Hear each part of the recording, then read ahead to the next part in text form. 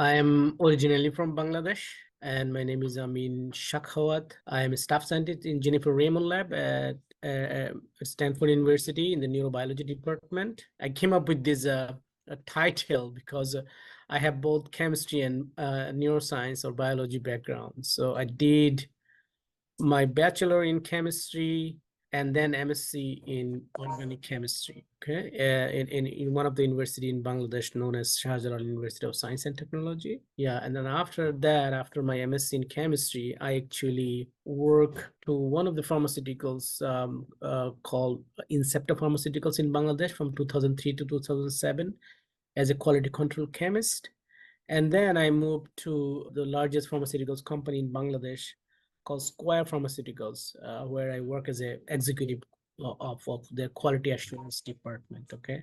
So, and there I worked for another 3 years. And then after that, actually, I decided to do PhD in neuroscience. And then, so as you can imagine, I had quite a long gap after my MSc. I worked in industry for almost 7, 8 years. And then I decided to do PhD in neuroscience. So my background was in chemistry, but I decided to do PhD in neuroscience. Okay, so it was a huge, huge jump, and think of a cultural shock. I was Yeah.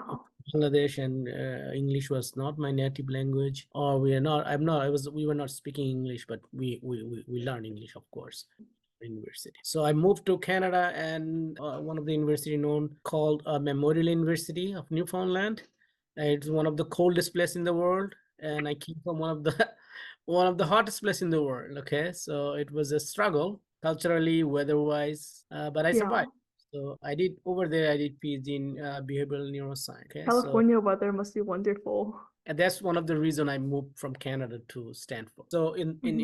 in my PhD, I work in learning and memory field. So basically, I was studying the underlying mechanisms in part of the brain that encode stored olfactory memory. So I was studying olfactory memory, but I was also studying the molecular or cellular mechanism that underlying learning and memory.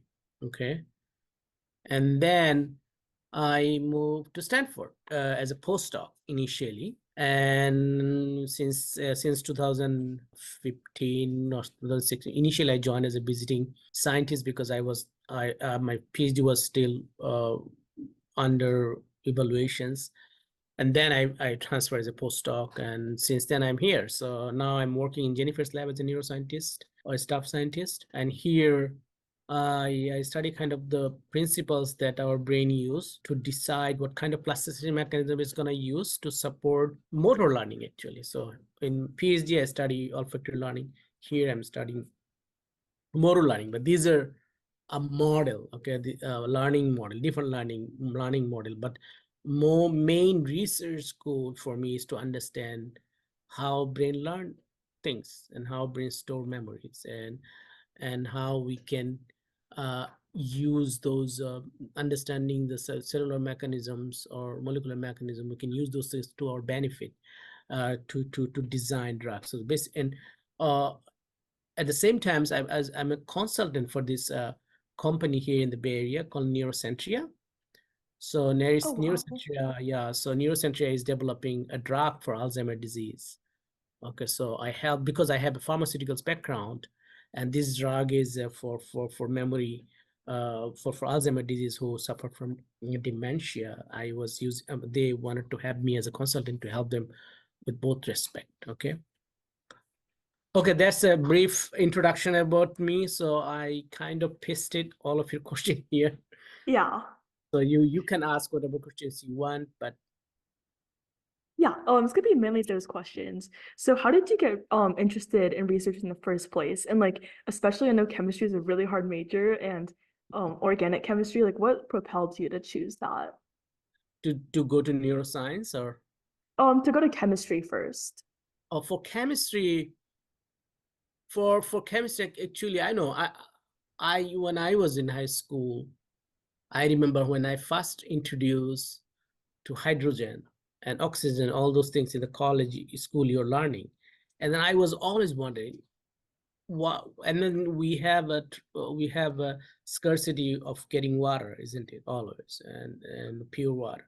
And I was Yeah, always thinking, even in this school, that if we know what is the molecular a hydrogen and oxygen that combinedly do the water, why can't we just make make water water. in the lab? Huge Yeah. amount. We just do that. And then slowly I learned it's not an easy task. Okay. And also I was always interested to learn that how can we purify water. And then I was thinking about the oceans. We have so much water there and we can't use it. What is the difficulties there? Okay. So those Hmm. things actually drawn me into a chemistry. Okay. Yeah, and And then, oh yeah, go ahead. sorry, keep going. Yeah, and then I went to that university, which was one of the first kind in Bangladesh, where in Bangladesh we had a different kind of academic system, but they first introduced a very similar. For example, you guys have CGPA, so CGPA system was not there. For example, credit, you have credit, and we have a different things. And that Oh, university okay. was very advanced, so I went there to study chemistry and also kind of get similar kind of credit system so I can come to US. Yeah, and then afterwards, going from chemistry to neuroscience is a big shift. Like, what sparked your interest in neuroscience?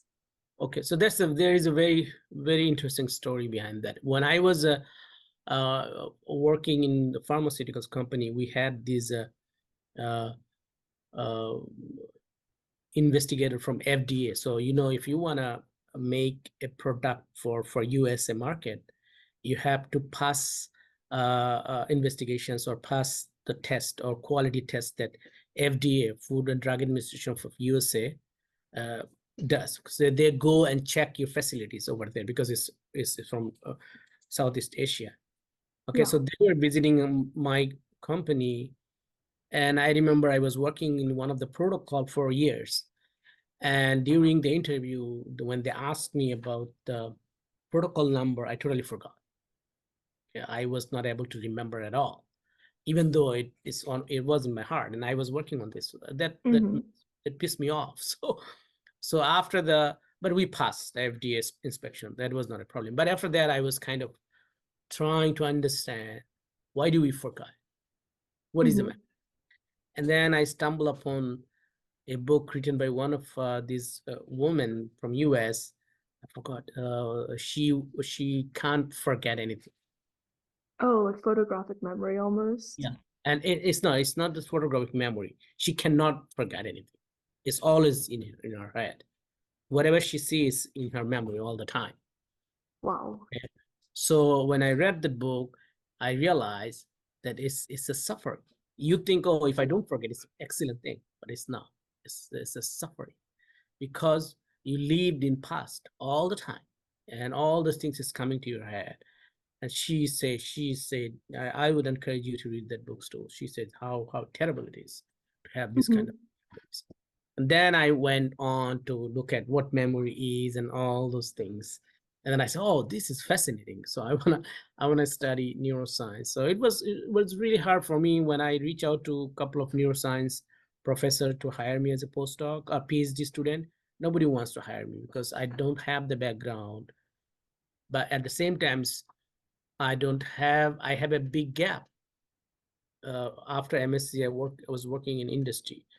Yeah. So that's what I tell always people, that you have to stick with the plan and you need to try your best, and you have to be honest too. So the PhD supervisor who hired me in her lab, she actually asked me those questions. So do you know anything about neuroscience? And I answer her, no, I have zero knowledge about neuroscience, but I was telling her that I can assure you that I'm a very hardworking person. Okay. Yeah. And I will overcome all those things. And I beg you that hire me, and I will show you that I will be one of your best students ever. That's what I tell her in the email. And then she replied me back. She liked it. She said, okay, come. And then I also told her, you hire me. If I can't continue, I will leave without any questions. You don't have to worry about it. I will leave within 6 months. So those honesty and dedication she likes a lot. So she said, okay, come. And then I went to Canada, and it was a struggle too. First 1 year I failed a couple of courses. I recovered in the next year because of course first year was a struggle for me. It was a cold weather, neuroscience is hard. I had to drop out courses. But eventually it worked out. If you stick with your plan and you work hard, you can succeed. And so, like, are those also traits that you value in like a colleague? And like, what type of traits, now that you've been in research for a while, do you look for in like a potential lab member? We hire a lot of students, okay? And I can give you a specific example. Okay? So, specific plus a general example. We look for students, PhD, postdoc, or even students who wants to come to a lab. My PI, even Jennifer, always said it's not about whether the person knows things is important. Of course, at this stage, people knows things, but we want to see whether that person is dedicated, he is hardworking, they're passionate, and a good colleague. Whether you can sense that person will be a good team worker. Okay, everything else, those critical things, learning the skills, learning the subject, all those things comes later. If you are a good player in the team and you have a good, if you are passionate about science and you want to put the work, people will hire you. That's what we see. Yeah. We want ammo in students. So attitude first, definitely. Attitude first. What's your favorite part of your research? Like, what do you enjoy doing the most each day? I think the favorite part is to dealing with these people and incredibly smart people around you. Okay. Yeah. And we it's not a monotonous, I would say. It's one hand you're training your students who are new, who does not have good grasp of what we do. So you talk to them, you try to make your research or your ideas or your science to that level first. Okay, that's one of the skill set we have. We try to present things in very layman words when someone new comes. Okay, that's exciting. And then when you see a new person get excited too, it's a reward. Okay. Yeah. And at the same times, when you read papers every day or every other day and see new discoveries coming, that's the hope, that's excitement, something new is coming. You discuss paper with some other people around you who are at your level, and you see everybody is excited about their research and the new findings, and you keep talking with each other, and that's also, and then you see that different people has different views about the research. So these are the things actually, to me, is very exciting. Yeah, and then adding on to that, there's a neuroscience is a field that's like constantly changing. Where do you see the field expanding to in the future? Like, where do you see more gaps being filled by like future students? Neuroscience is, I would say, it's very interesting Mhm. with respect to any other field in the world. Okay, if you see neuroscience, you see we have computational people, we have engineering people, we have chemistry like me, and my supervisor Jennifer was a math student. She did Oh, pure, wow. and a physician, of course, physician is there, and even a hardcore astrophysicist is involved, and we have people who are AI researchers. Okay, so Mhm. all kinds of people is here, and people has a different skill set, different ideas, and we appreciate it because the brain is so complex. If I tell you how complex it is, we have around 100 billion neurons. Yeah. Okay, and each neuron can make up to 40,000 synapses. Some Wow. of the brain in each neuron, each single neuron can make 40,000 connections with other neurons. And if you have 100 billion neurons, can you imagine how much connections we have in the brain? That's insane. Insane. So understanding those things, and then these are all just flashes in the brain, isn't it? Okay. Mhm. And the neurons are talking to each other. And how do you interpret those things? In one hand, we have enormous, and then also remember, it's not just not the big picture level, it's also at the molecular level. If you go to at a very, very tiny neurons and you go to the cell body, you have mitochondria, you have protein synthesis, you have DNA, everything is going on. So from that level to this level where you have a trillions of synapses, and I'm making sense of what we are thinking, what we are doing, how brain is competing, is incredibly complex. We cannot even interpret simple movement in great details with whatever understanding we have so far. it is, I think, expanding, as Obama once said, that we are going to the Mars. We are trying to go to the Mars, and we go deep into the seas. The things that is sitting in between our shoulder, we don't understand it. Okay, but we have to understand this is the last frontier of science. So it has enormous potential. And now you see Elon Musk recently even implanted chips in the brain. Neuralink. People will invest a lot of time, money, and resources to understand the brain, and it's a very exciting field. I think it's not just exciting field. We often say that we don't have Einstein of neuroscience yet, and we need that. Okay, so I encourage people to come to neuroscience so that we can get, or we find that neuro Einstein who can revolutionize understanding of brain by giving a new probably hypothesis or new law or rules. Like, even starting now in high school, a lot of people can learn about neuroscience. Is there anything you recommend that high schoolers do to get familiar with the field or to gain skills that they can use later on? High schooler, actually, to me, okay, I will give you an example. I have a high school student I trained. He came to the lab, and now he's in UW doing his graduations in neuroscience. And when he came he came to the lab, asked my supervisor whether he can work. And of course, we said, no, we don't take high school student. Okay, it's not what we do because it's time consuming. And then if we don't get return, it doesn't make sense. Yeah. But he came in repeatedly, this week, that week, emailing us almost at the level of harassment. But he was passionate. He shows his passion. He's keep telling he will do anything we want just to get into the lab, just to see us, just to see what we do. And that's excite us. That's excite me, actually. My Jennifer told me, I mean, can you see? But it's up to you. I'm not gonna tell you anything because it's your time, whether you want to invest or not. And because I saw his passion, I saw his dedications and his tendency to work hard, ignite my interest too. So I took him. So I would say, show your passion, but the skill set wise, if you are a very good fast learner or you are very, and I have seen him, he's extremely brilliant person for sure. But those things came later, isn't it? Because initially I don't know whether he's a talent.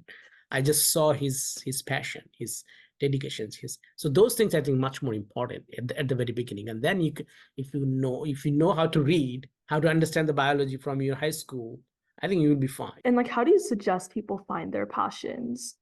I would say the passion is you do something that is productive, but you have no idea when you finish 1 or 2 hours doing that, or 3 hours. Okay, you don't feel tired of doing that. And you don't have time sense when you start doing it. That's love it. Okay, this is fascinating. So that's one way to figure out what you like in profession wise. You need to figure out what are the things you enjoy a lot, even at this stage, and then move on in that directions. But I would say it could change throughout your life. So high school is really early, but if you can find you're passionate about something really way early, it's a blessing for you too, because then you know exactly what you want to do, and then you have lifetime in your hand. But some people may not be able to find their passion at high school. They can move on and do things here and there until they figure out what they like the most. Yeah, and I think the last question for today, like, what advice would you give to a high schooler, like,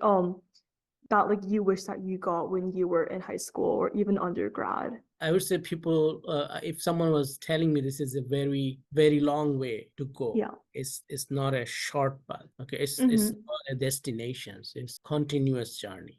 It's okay. That I would tell too. I wish I knew, because sometimes you might feel, okay, oh, I want to do this, and I will reach to a point that I'll be satisfied, because science is you can't be satisfied. It's a continuously evolving. Okay, so you cannot, you might think something, oh, for example, for me, when I now think, oh, still we can't understand these simple things, that sometimes frustrated me. But at the same time, it's exciting to keep going to find the answers. Okay, so knowing that it's a long path and it's not a destination, it's this journey, and you have to accept it, and you have to, that's what I find with other people who get frustrated and they leave, because they come with the different perceptions. Okay, so you should know that this is just not, we go there and you find an answer and you're happy. No, you have to enjoy that. Thank you so much for this interview.